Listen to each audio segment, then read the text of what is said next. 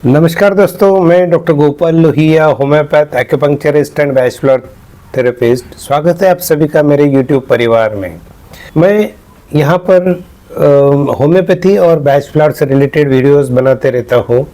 ऐसे मैं एक वीडियो लेकर आ रहा हूँ सोराइनम के बारे में। सोराइनम का मेरा और एक वीडियो है कि जिसमें lack of reaction of the psorinum, इसे प्रैक्टिकल कैसे यूज़ करना ये बताया है। आज मैं सोराइनम के guiding symptoms, main guiding symptoms क्या है कि ये सोराइनम प्रिस्क्राइब करते वक्त मिलना ही चाहिए। विदाउट दिस आप सोराइनम प्रिस्क्राइब नहीं कर सकते। तो ये गाइडिंग सिम्टम्स आपको डे टू डे प्रैक्टिस में बहुत काम में आएंगे। तो आइए शुरू करते हैं।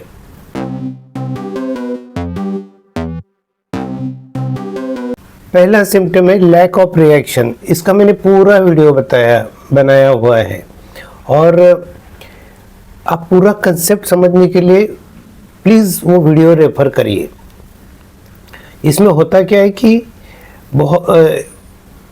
कोई भी एक्यूट डिजीज़ के बाद में पेशेंट इतना वीक हो जाता है कि वो न दवाई को रिएक्ट करता है, न खुद की इम्यूनिटी को रिएक्ट करता है, न कोई डाइट को रिएक्ट करता है, न उसे भूख लगती है।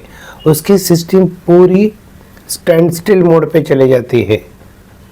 उस वक्त सोराइनम अगर देते हैं तो उसकी पूरी बॉडी की रिएक्शंस वापस अच्छे हो जाती है।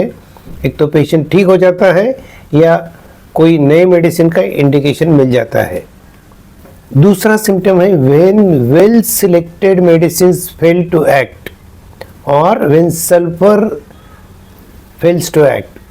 आपने दवाई बहुत अच्छी तरह सिलेक्ट की, उसके सिम्टम्स भी बराबर मिल रहे हैं, लेकिन आप वो 30, 200, 1M अलग अलग पावर में ट्राई कर लिए तो भी वो काम नहीं कर रही है। इसका मतलब जो पहला सिम्टम है लैक ऑफ रिएक्शन, वो हो सकता है। तो आप ये देखिए सोराइनम एक बार 200 या 1M का single dose and wait for 1 week, आपका काम हो जाएगा। या सल्फर बहुत अच्छे से इंडिकेट है लेकिन काम नहीं कर रहा है, कोई भी केस होने दो, आप सोराइनम एक बार ट्राई करिए। ये कॉम्प्लीमेंट्री भी है सल्फर को और ये उसका काम भी अच्छे से कर देती है। तीसरा सिम्टम है एक्सट्रीम प्रोस्ट्रेशन एंड फटीग। ये पेशेंट हमेशा थका हुआ होता है, इसको कुछ करने की एनर्जी नहीं होती है। अगर कुछ करने के लिए बोलेंगे तो पहले नो, मैं थक गया हूँ, मैं नहीं कर सकता। कहीं चलो घूमने जाते हैं, नहीं। चलो होटल जाते हैं, नहीं। कहीं मूवी जाते हैं या चलो पढ़ाई कर लेते हैं, नो नहीं, मैं बस सोने दो, मुझे पढ़ने दो, एक जगह बैठने दो। बिकॉज लैक ऑफ रिएक्शन, ये जो भी कभी बीमार पड़ा होगा पहले उसमें से रिकवर नहीं हुआ है, इसलिए इसे कंटिन्यू वीकनेस लगता है। पहले pneumonia, typhoid, jaundice, viral infection, chikungunya, Covid, ऐसी कोई भी बड़ी बीमारी हो गई है या और कोई बीमारी हो गई है, उसमें से नॉट रिकवर्ड फुल्ली और वीकनेस अभी भी है, डेबिलिटी अभी भी है, तो psorinum is the best medicine. ये कभी भी 30 में नहीं देना है, रिपीटेड डोज में नहीं देना है। 200 या 1M का सिंगल डोज देना है and wait for 8 to 15 days. Fourth symptom है ये इज एक्सट्रीमली चिली पेशेंट। इसको ठंडी हवा थोड़ी भी बर्दाश्त नहीं होती है, एसी तो लगाता ही नहीं है। कोई भी सीजन होने तो इसको पूरा कंबल ओढ़ के चाहिए, तब जाकर के इसकी ठंडी कम होती है। या ये ठंडे वाले मौसम में कहीं जाएगा तो 4-5 लेयर्स ले लेता है, तो इतनी इसे ठंडी है। फिफ्थ सिम्टम है जैसे सोराइनम पेशेंट चैम्बर में आता है, हमें एक तरह की स्मेल उसके शरीर से या उसके आने से ही हमें पता चल जाती है कि यार कुछ तो बदबू आ रही है। एक तो उसके पसीने से भी बदबू आ सकती है। उसके पेरेंट्स बोलते हैं कि ये टॉयलेट जाता है या 2 नंबर जाता है तो भी इसकी गंदी स्मेल आती है। कितना पानी डालते फिर भी नहीं जाती है, मुंह से स्मेल आती है। तो all the discharges of psorinum are offensive, बहुत अच्छा इंडिकेशन है। सिक्स्थ सिम्टम है डर्टी अनहेल्दी स्किन। इसकी स्किन देखने से ही पता चल जाता है कि ये हेल्दी स्किन नहीं है और कुछ न कुछ स्किन की बीमारियां इसे होते रहती है, कभी इरप्शन से आ जाएगी, कभी एलर्जी हो जाएगा, कभी बॉयल से निकल के आएंगे, या कभी वो डार्क स्किन हो जाएगी। तो this is unhealthy skin. 7th symptom है रिकरेंट इन्फेक्शंस या recurrent tendency to fall sick, बार बार बीमार पड़ते रहता है या एक ही इन्फेक्शन बार बार होते रहता है। तो ये टेंडेंसी ख़त्म करने के लिए सोरानियम 1 का एक ही डोज दे दो और 1 महीना भर वेट करिए। बार बार जो सर्दी हो रही थी वो भी ख़त्म हो गई, बार बार जो बीमार पड़ रहा था, आए दिन वायरल फीवर हो रहा है, कोई बैक्टीरियल फीवर हो रहा है, थोड़ा सा बाहर हो क्या खा लिया, इसको बुखार आ गया।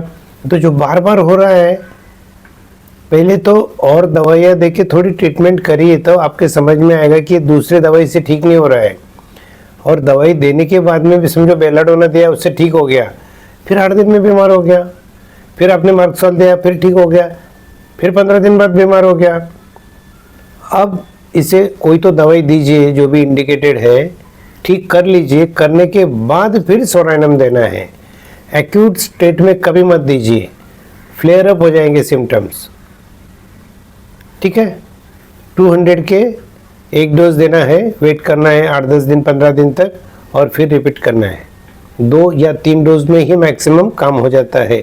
दवाई मिनिमम लगती है, ज़्यादा नहीं लगती है, सिर्फ आपको पता होना चाहिए कितनी देनी है। 8th सिम्टम है डिस्पेयर एंड सुसाइडल टेंडेंसी।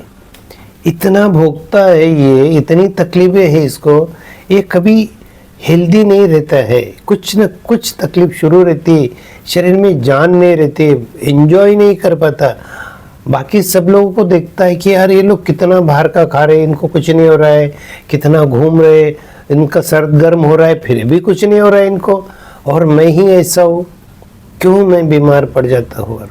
बहुत सैड हो जाता है, डिस्पेयर में चले जाता है और फिर लगता है इससे तो अच्छा मर जाओ, थॉट्स आते हैं।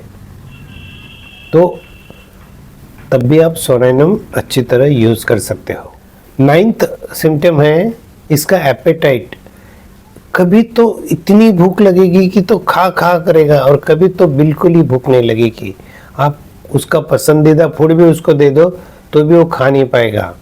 तो ये चेंज होते रहता है, रैवेनस एपेटाइट और लॉस ऑफ एपेटाइट।